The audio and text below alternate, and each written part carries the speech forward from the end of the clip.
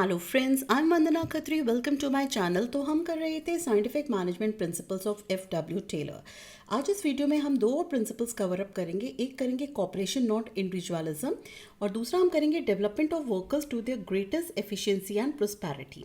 तो पहले हम स्टार्ट करते हैं प्रिंसिपल थर्ड से, कॉपरेशन नॉट इंडिविजुअलिज्म। कॉपरेशन यानी कि मिलजुल के काम करना, ना कि इंडिविजुअली। तो इस प्रिंसिपल को अगर हम अंडरस्टैंड करें तो हमने जो सेकंड प्रिंसिपल किया था, हार्मनी नॉट डिस्कॉर्ड, उसको एक बार रिकैप्चुलेट कर लेते हैं।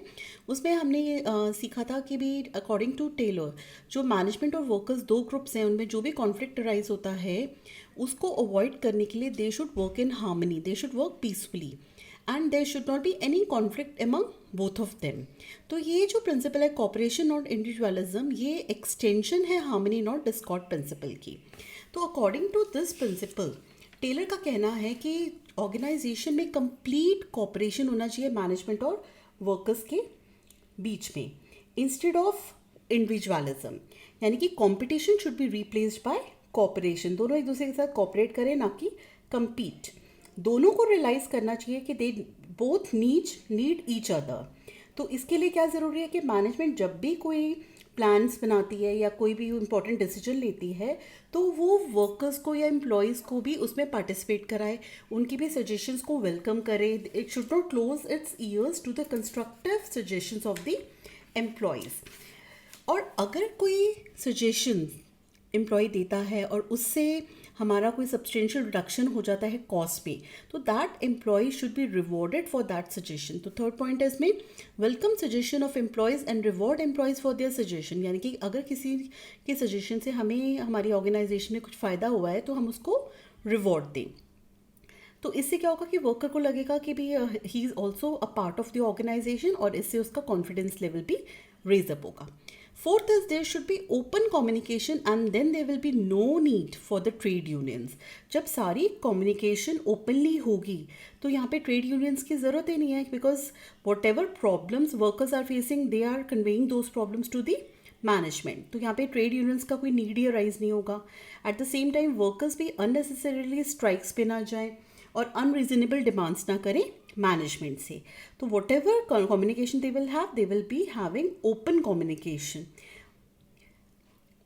Next is paternalistic style of management.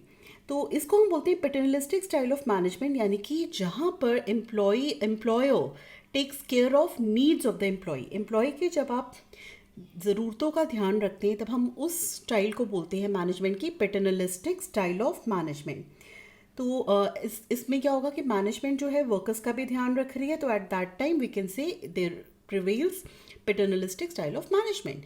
Management should work side by side with workers. इस स्टाइल को मेंटेन करने के लिए मैनेजमेंट क्या करेगी, वो भी वर्कर्स के साथ साथ काम करेगी और उनको एनकरेज करेगी और उनका जो भी उनको प्रॉब्लम्स आ रही है ऑर्गेनाइजेशन में उसको सॉल्व करने की कोशिश करेंगी।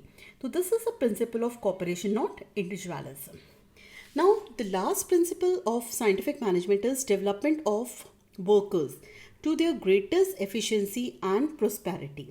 यानी कि वर्कर्स को हमने डेवलप करना है to their greatest efficiency and prosperity. का मतलब है उनको इतनी ट्रेनिंग देनी है, इतनी उनकी एक्सपीरियंस को हमने इंक्रीज़ करना है कि वो जब हमारी ऑर्गेनाइजेशन में काम करें तो जो भी वो रिसोर्सेज यूज़ करें उसका ऑप्टिमम यूटिलाइजेशन करें।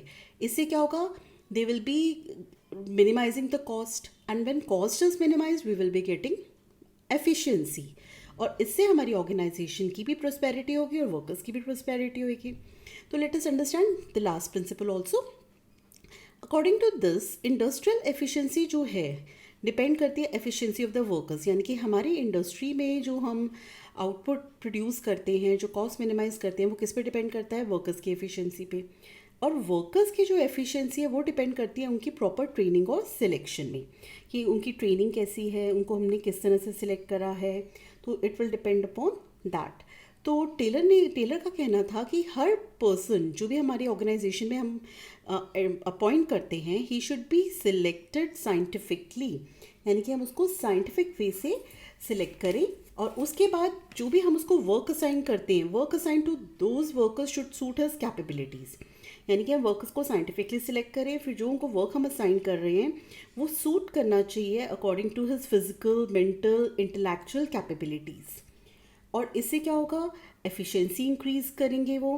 दे should be, in case they require any training तो हम उनको ट्रेनिंग भी प्रोवाइड करें, तो वर्कर्स को ट्रेनिंग भी मिलेगी। तो जितना भी वो काम करेंगे ऑर्गेनाइजेशन में तो बहुत सोच समझ के करेंगे, रिसोर्सेज का मिनिमम वेस्टेज करेंगे और कॉस्ट को मिनिमाइज करने में हेल्प करेंगे। इससे क्या होगी, एफिशिएंसी आ जाएगी। तो एफिशिएंट एम्प्लॉय जो होता है वो तो ज़्यादा से ज़्यादा प्रोडक्शन कर पाएगा, and when they will be producing more at least cost they will B greatest efficiency, और प्रोस्पेरिटी हो जाएगी दोनों कंपनी और वर्कर्स के लिए। यानी कि दोनों की ग्रोथ होएगी, दोनों की डेवलपमेंट होएगी इन दी लॉन्ग रन।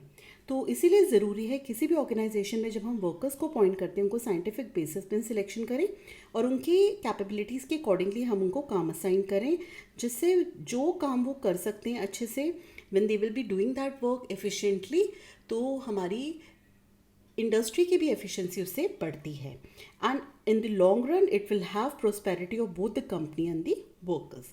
तो this was the last scientific management principle. Thank you.